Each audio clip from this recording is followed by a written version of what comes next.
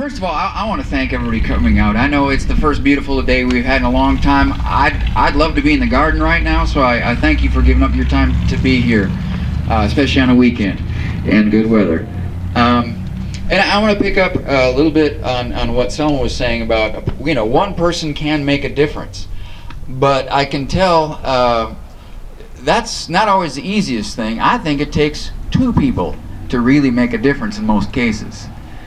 In terms of a week ago at church, a week ago Sunday, Selma and I were dismayed that there was this amazing anniversary, 50th anniversary of the Voting Rights March in Selma, Alabama, and as far as we knew, nothing happened around here to commemorate that, and we didn't have the time or the funds to get on over to Alabama for that.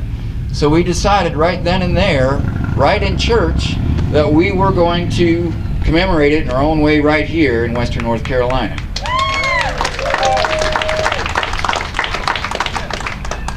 And so, for that reason, we didn't have time to request a permit to actually march in the street, because that has to go through the town council, and that takes time, and we didn't have time. So, but what we're doing here today is a result of 1 week of scrambling and your willingness to come out, and I thank you.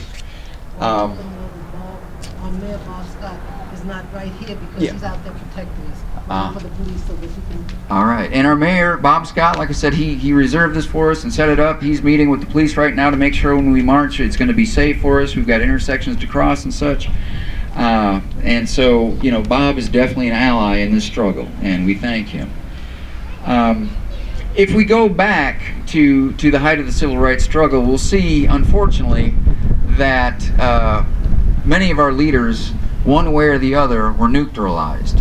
Were either assassinated or intimidated, or in some cases, there was extortion involved, there was COINTELPRO, there was all sorts of nasty programs and agendas to stop civil rights from moving forward, and to different groups, to Latinos, and all sorts of different things that have sprung up since then. And the key to all this is community, is knowing that our struggles in our individual community is linked to everybody else's. I believe Martin Luther King Jr. said something to the effect of, none of us, if one of us is not free, none of us is free. And that is something that has resonated with me for a long, long time. And so, we think about, well, what about these dreamers? What about these Hispanic kids who were born in Mexico, for example, and they were brought here when they're 2 and 3 years old? Well, we've got the White House trying to help them out, and we've got other people in Congress trying to keep them stuck. And so we've got a whole generation of young people here in the schools, and I teach in the schools here, who can't get a driver's license, can't legally get a job. They have to, if they can get into college, they have to pay out-of-state tuition. This is their whole life is right here, and yet they're not allowed to fully participate. And what are they going to do? Without hope, without a driver's license, without a job, what are they supposed to do when this is the only place they've ever known? And that's the kind of ugliness and hate that we're coming up against. Is the face of discrimination has changed. It's not as brutal, but it's still there. It is still here, and it's in Raleigh, it's in DC, it's across this nation, and we're here to stand up against it. So I want to talk about power.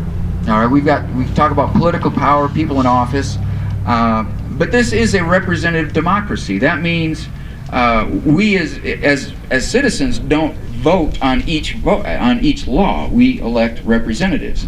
But as we can see right now, a lot of our representatives are not truly representing us or our interests.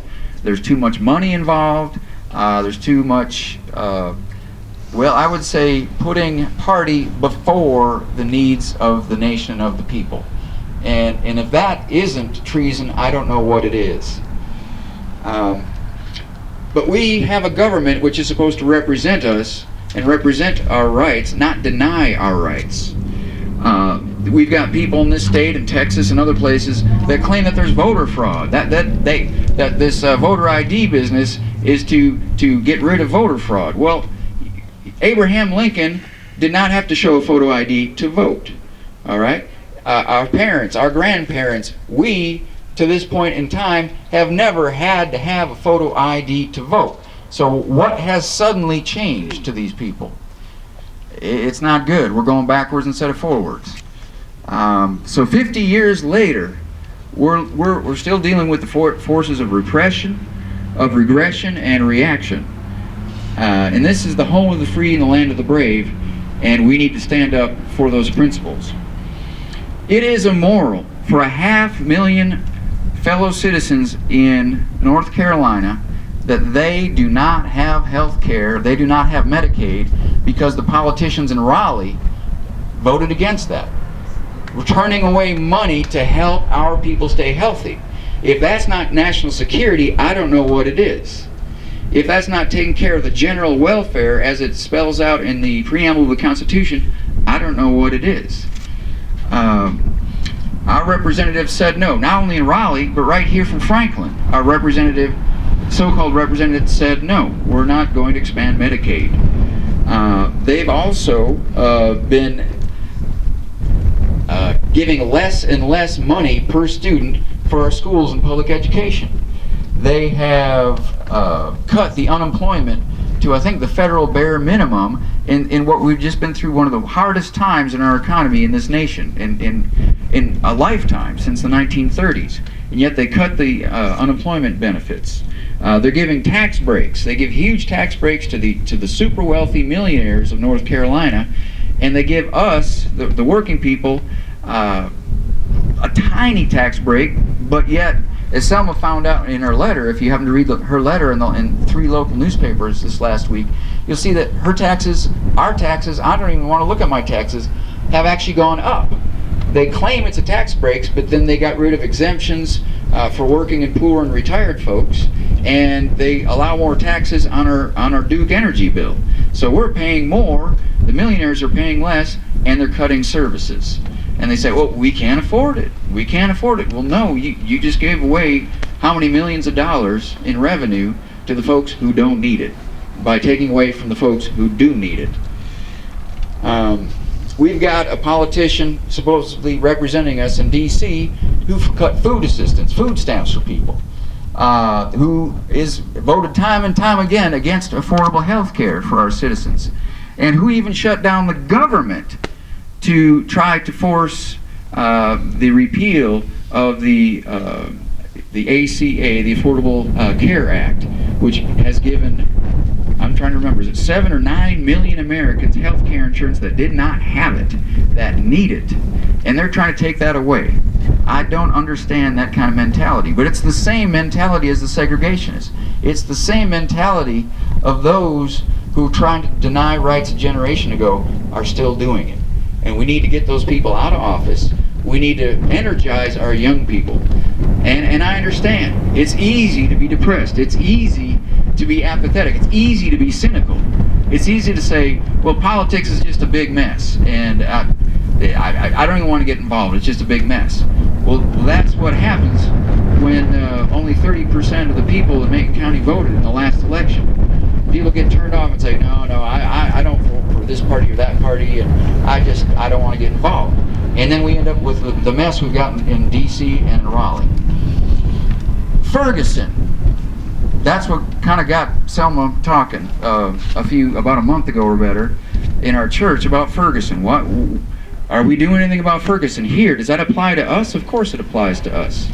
The lessons of Ferguson and the hardness of the things that have been happening in Ferguson for years, we don't want to have to learn those lessons one city at a time. We don't want to have to get to people getting killed and people reacting to people getting killed and having a big mess one city at a time across this nation. We need to learn these things as a nation and learn from each other, because Ferguson is not isolated. Right here in Macon County, some of the same problems in terms of, again, because they cut taxes, the local governments don't have the funds for the services. So where do they get the revenue? They put fines on people who cannot afford to hire an attorney and fight them. So it's the poor people paying the fines that are that's part of keeping the local governments in business. And that's immoral. That's wrong. That is a regressive tax. That is an unfair tax. So these are all the things that are happening right now. And when you're starving the local governments on the backs of school children and cutting community service and unemployment and health insurance, that is immoral. And that's why I and others, my friend Bob Feldman right here holding the flags, he's got a green armband. I've got a green armband. There's 2 other people from this county who have a green armband because we stood up. We put our bodies on the line. Now, it wasn't as dangerous it was back in the day, but it was still, when you're willing to get arrested for your beliefs, for freedom, for justice at Moral Monday, when you go into custody, you don't know. There are no guarantees of what's going to happen.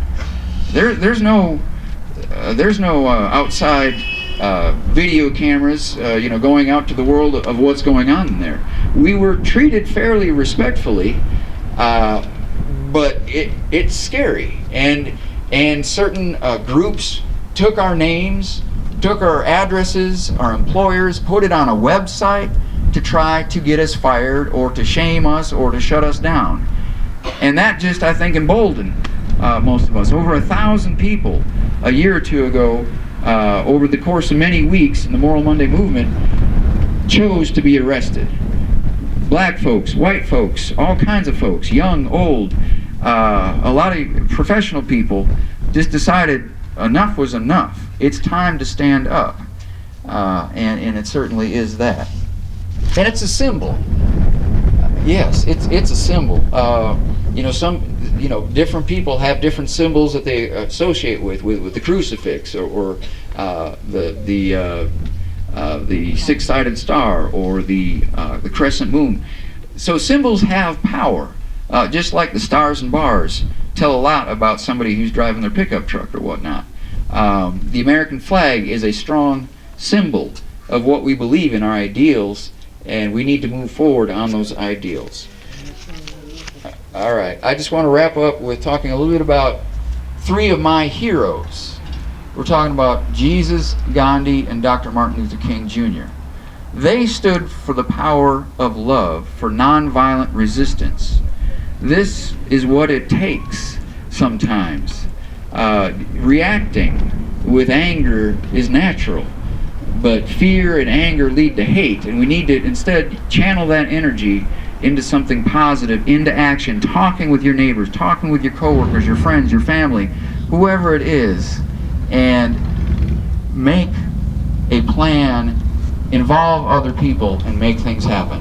And right now, I think we are ready to march.